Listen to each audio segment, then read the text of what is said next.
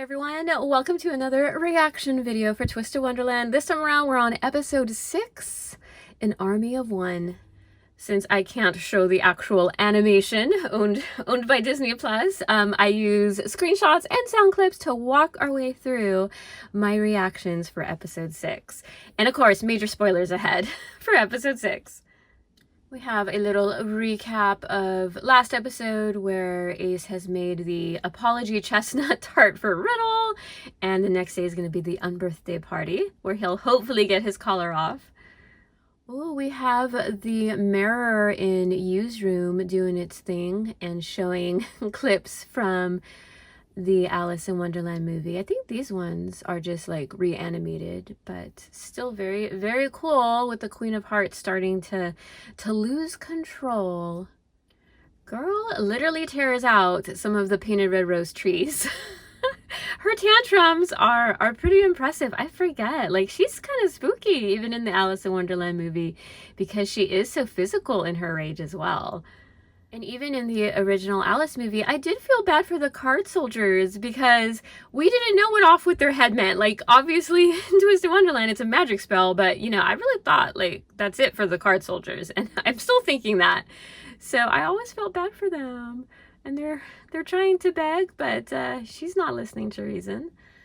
Yukin wakes up with a start, thinking that this is a foreboding dream before the unbirthday party.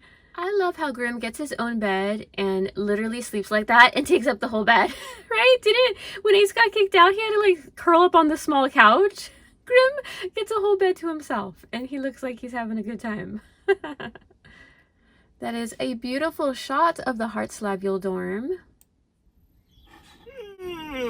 So sleepy. That said, I'm pretty stoked to hand over this tart, apologize, and get this dumb thing off of me. Good morning! Hey, you're kind of close, don't you think? We have to start setting up without you. I forgot about your signature spell. Yeah, that really freaked me out. Aw, we're just giving you a cheerful welcome for your first unbirthday party. That's funny. That would be scary. That's a lot of caters to interact with there. But his unique magic is actually quite useful because he can split himself multiple times. I don't even know how many. And, you know, they can all work and do their tasks. Set up the unbirthday party. They mentioned how they got their formal wear, new dorm uniforms from Trey. Trey dropped it off since they got kicked out of the dorm. So that's cute. That's very Trey, which is adorable. And then look at, they do include Cater's fang. That's fun. That's a good reference. Of course, Grimm likes the outfits, which I think this next scene's really cute, what Cater does with just regular magic. Obviously, you've got to dress to the 99s for a party like this. And that means you too, Grimmy.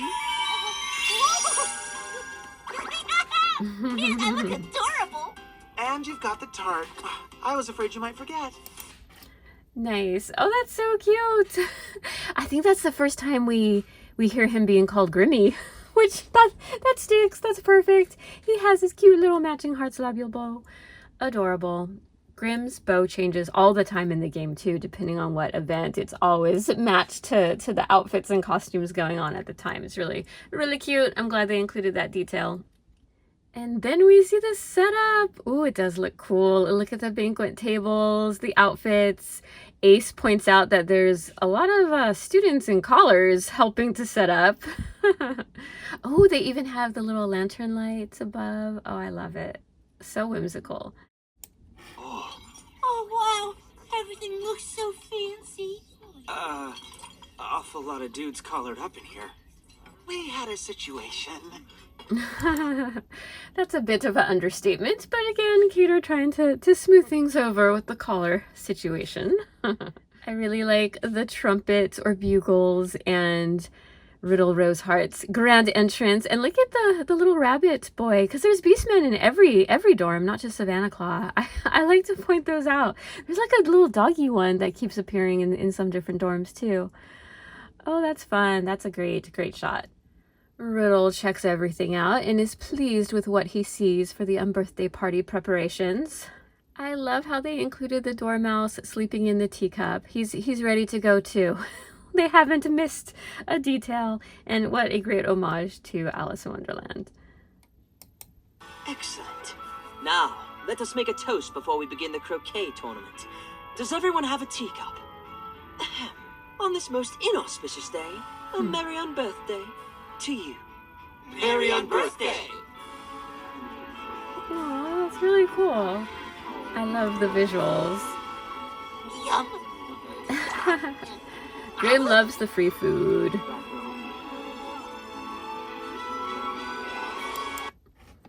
And everything's going well, so Ace thinks this is the perfect chance. The perfect chance to give him the tart. I like how Cater encourages Ace to go up there and apologize. That's cute. Trying to guide his underclassmen. And then here we go. House Warden? I wanted to apologize for eating a slice of that strawberry tart. So Trey helped me bake a whole new one just for you. What kind of tart did you make? I was hoping you'd ask me that question. We wanted to indulge your latest craving, so it's a chestnut tart. Oh gosh. The face. Is that a good face? You unbelievable! No. Queen of Hearts, Rule 562. One must never, under any circumstances, bring a chestnut tart to an unbirthday tea party. And yet here you are in flagrant violation. I am convinced you do this entirely to mock me. You have ruined the entire event, you imbecile! What? Rule 562? How many rules are there? There are 810, and someone around here must enforce them. There are 810? Oh my. Trey, did you know about this? I haven't memorized that far. Only up to 350. I didn't. Oh my goodness. That's a lot of rules, a lot of memorization. This even catches Trey off guard because this is part of his idea. Wow, that just, that descended rather quickly. I really love how Riddle plays it. He can fly off the hinge like that. His voice actor, Eddie Castro Jr., does an amazing job. Oh my goodness. So good. I love the accent, the yelling, and the anger and rage within that voice. Perfection. As House Warden of the Heartslabule House founded on the Queen of Hearts' strict discipline, I cannot overlook this infraction. Oh my. Dispose of that at once. No way. That's a load of nonsense. If you're tossing it, I'll eat it. For me. House Warden, please accept my apologies. I was the one who suggested he make a chestnut tart. Yeah, Oh, it never Trey. even occurred to us to check if there was a rule against it. The creation of the tart is not the issue.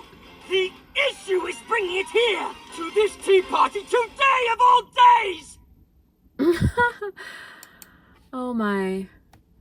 I like how it pans out. Everyone's just listening, watching. You can hear now a pin drop as they're waiting to see what happens next. Oh, that started off so well. Went from bad to worse now. Oh my goodness. And through the awkward silence, it's actually you that steps forward to say something, which again, props to you, Ken. Forgive me, but if I may ask, how important is following that particular rule? I can't imagine that anyone here really cares about the presence of a chestnut tart. Oh, Juice agrees. What does you? He's right, you know. Uh-oh. Don't be such an idiot. Oh, Ace. How dare you? Okay, reel it back. We don't use that word around here. I don't care. Oh no. Again, going from bad to worse. Oh, Ace. Deuce sides with Ace as well, and then Grim does too. So you have the four of them calling out Riddle in front of everybody at the unbirthday party. And the dorm already is feeling that tension, right? That these are just the four that speak out. Everyone, agrees with that sentiment, but aren't, courageous enough to stand up, because this is where you get, Riddle at his most villainous, where he has become so tyrannical that people live in fear of him. You're just being unreasonable. How very brave of you. Would anyone else care to speak up? Come on, guys. You don't have to be afraid of this dude. You all agree this is insane, don't you? Ah, do you know? Of course not, House Warden. Never. Suck up cowards. Pathetic. In the year that I have served as House Warden, not a single student has been expelled or held back a year. Hartslebule is the only house to achieve this feat. I like how, again, in Riddle's mind, all this is rationalized, right? His strictness and adherence to the rules has helped his dorm prosper. And he mentioned they're the only dorm that hasn't had a failing student or someone kicked out. And the other 6 dorms can't say the same. So again, he feels like he's not oppressive, that he's helping his students within the dorm, which again, it just has that whole twisted justice and that corrupt ruler situation where he really does feel like he's doing the best he can for his people. I am the best student and strongest mage of anyone in this house. Remember that. You shall obey.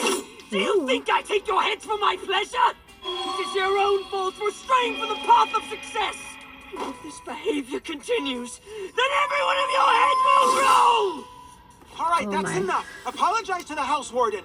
During that tirade, we get to see flashbacks of little Riddle and his mom, shadows of his mom. Oh my goodness, who it implies that she's just so super strict and raised Riddle in a very oppressive and strict environment to where he thinks this is the norm. He is doing well and he succeeded because of that strict environment. Oh, there's so much to unpack there. When all 4 of them refuse to apologize, we get more blot accumulating as this is just rocking Riddle's reality. He is not used to having the rules questioned, which we assume, again, that's how he grew up as well, despite the oppressive environment. I do love the accumulation of blot on the Mage Stone. I like how they keep showing that build up because, it is a process. Oh boy. Then it's also your heads once and for all! Remove them from my sight! I'm sorry, you guys. Oh my goodness, I like how he collars Yukin. The guy with no magic. The collar is not going to have any effect other than be uncomfortable, I suppose. I like how once he's kicked out, Ace tries to yell over the walls. He'll never apologize. Oh, that's funny. I believe him though. Well, let us collect ourselves and carry on. I believe we had the croquet tournament next, did we not? It is. Yes, sir. Look at how traumatized that student is. And I love how Riddle just doesn't skip a beat. He's like, oh, well then. Let us continue as if nothing just happened. They're going to carry on merrily with their unbirthday party. I like the cut in on Trey and Cater after this scene. Oh my. What to do again? Trey is the vice house warden. Second in command. Not to nag, but are you sure you're okay with this? Poor Trey. Oh, we get another flashback. The little kids. Oh, Gina!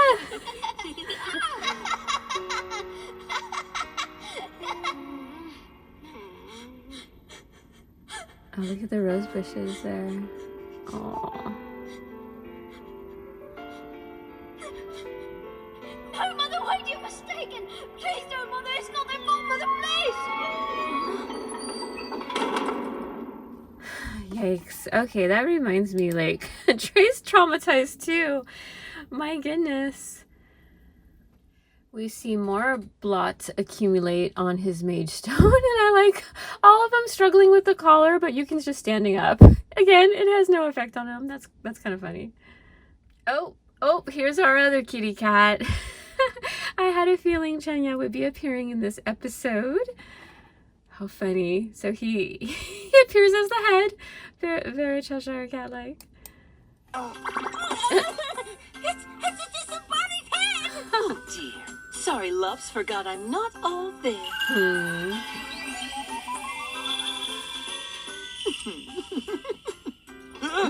Who are you? Artemievich Pinker, at your service, sirs. Now, you may say I'm a cat, or you may say I'm a person, but either way... Come again? Artichoke? Oh, call me Chenya. Everyone else does. Look, man, I was just humiliated by a tyrant, so I don't have the patience for this. Get lost. Riddle a tyrant? I certainly see how you came to that conclusion. He was always a rather persnickety little kitty, even as a child. Wait, even as a child? You know the house warden? Perhaps I do, and perhaps I don't. Well, which is it? Yeah, we're gonna need a lot more than that. What happened to that kid to make him such a dictator? Forgive me, but you'll have to ask Four Eyes. Four Eyes who? You mean Trey? Yes, he's known Riddle since he was just a twinkle in his mother's eye. Trey and the house warden are childhood friends? I never would have guessed. You know what? I really like how they play Chunya with... He definitely plays a Cheshire Cat role where he gives you information, not answers. He likes to tease you. He's kind of... I always thought the Cheshire Cat was like an instigator too. But still, he's going to lead them to Trey if they want answers. I really like the rings he wears. It looks like the eyes and smile of the Cheshire Cat. And of course he has the tail. Oh, that's fun. He actually goes to the rival school, which is the Royal Sword Academy. He is not a Night Raven college student. Then we go to the library. Yes, this is our first look at the library. Look how tall the ceilings are, and it's multi-storied. Oh, so nice. That's a great backdrop in the game. A lot of things go down in the library too. Trey appears in the library because he was trying to track them down. He was looking for them. He feels bad. And again, it's so complicated with him, but you definitely feel it. I love, again, his voice actor is the iconic Johnny Young Bosch, right? Oh, I knew him as the second Black Ranger, but he's our Trey. And, oh, I think he does a good job of showing how conflicted Trey is. I like how they encourage Trey to go out and yell at Riddle. There and give him a piece of your mind. Yeah, what they said. Maybe I should, but I don't have the heart to scold him. Really? And why is that? Because everything about him was built on a foundation of strict discipline. Aw. His parents Look are at Chunya. exceptional magical healers in our hometown. His mother in particular. And she wanted Riddle to be exceptional too. To that end, she maintained perfect order in her home. She scheduled every waking minute of his life around his studies. She decided what he ate, what he wore, everything. Even who his friends were. But he wanted to make them proud, so he did as he was told. And he mastered his signature spell at the age of 10. That's just how he grew up. So now, of course, Riddle believes that imposing strict limits can help a person grow and improve. And that any and all rule breaking is immoral and vile. So if he accepts that rule breaking is okay, that would fly in the face of everything his parents said that made him who he is. Is that it? I understand completely why you hate the way he acts. And I agree it's gone too far. But in spite of that, I still can't find it in myself to tell him off. Aw, poor Trey. He's been struggling that with since childhood, apparently. But despite all that, obviously something still has to be done. I like the information how the mom had every single minute of every day scheduled for Riddle.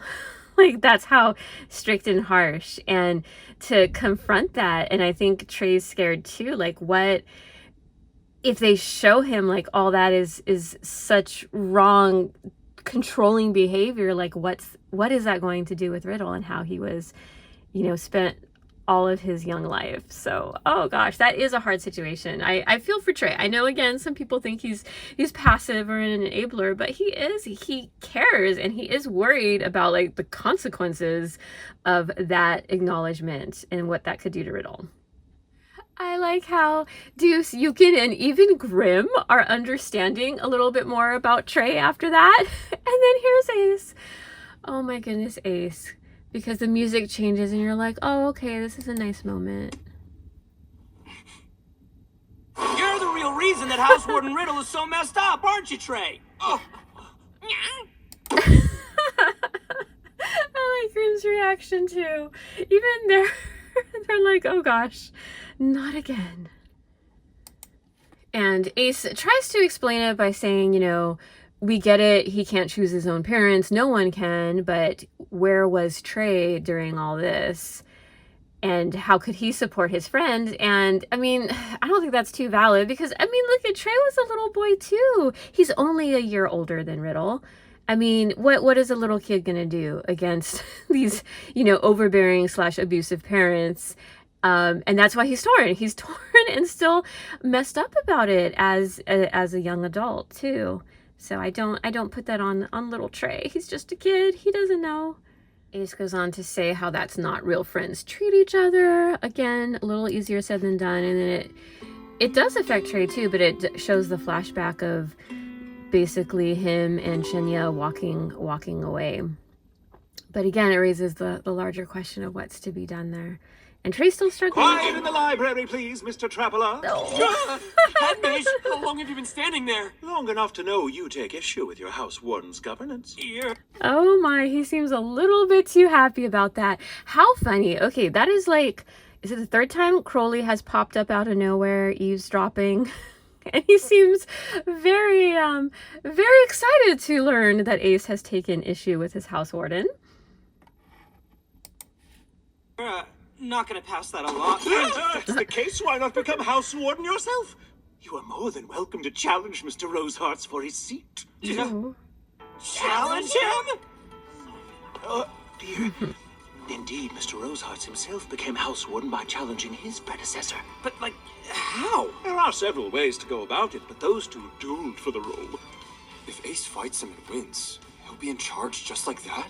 That's one way to get these collars off. Does that?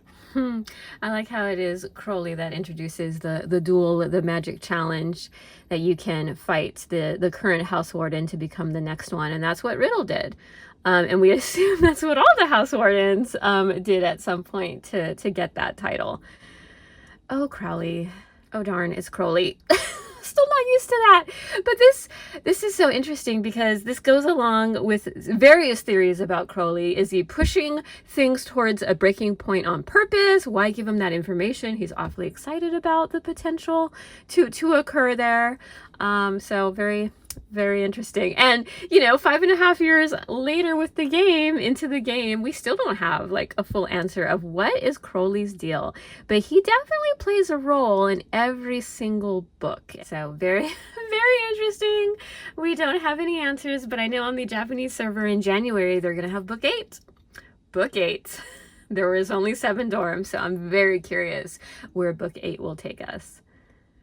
Crowley asks if that entices Ace to set up a duel. Shall I begin preparations for a duel? Yes!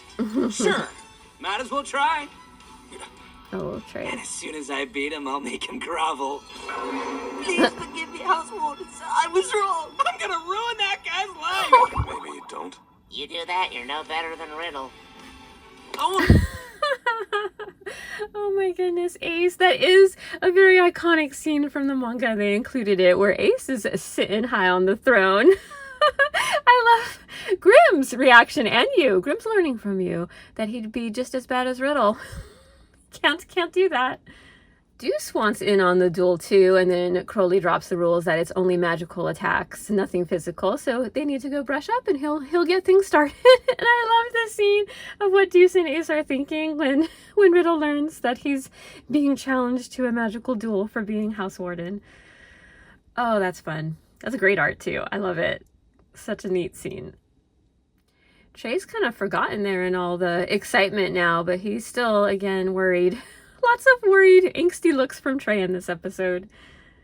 Ooh, and the night before the duel, we have another scene in the mirror as Yu's sleeping, and the off with their head sentence for Alice. And I love all the card soldiers like attacking or falling down on her as the house of cards is shifting and collapsing. Oh, that's cool. Very symbolic too. Ooh, and then we have the duel scene. Very nice. Crowley gives them the rules and how the collars need to be removed for magic.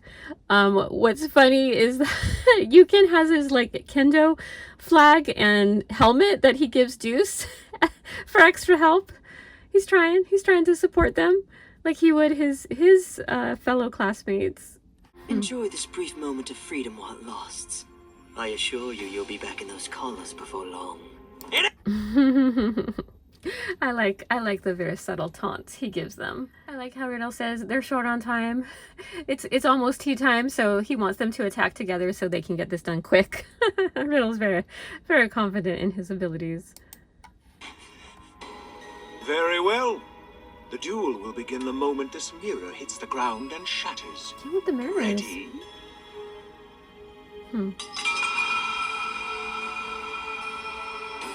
Oh, that's cool.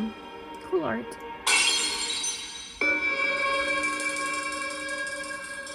Off with your head! Hey! No way!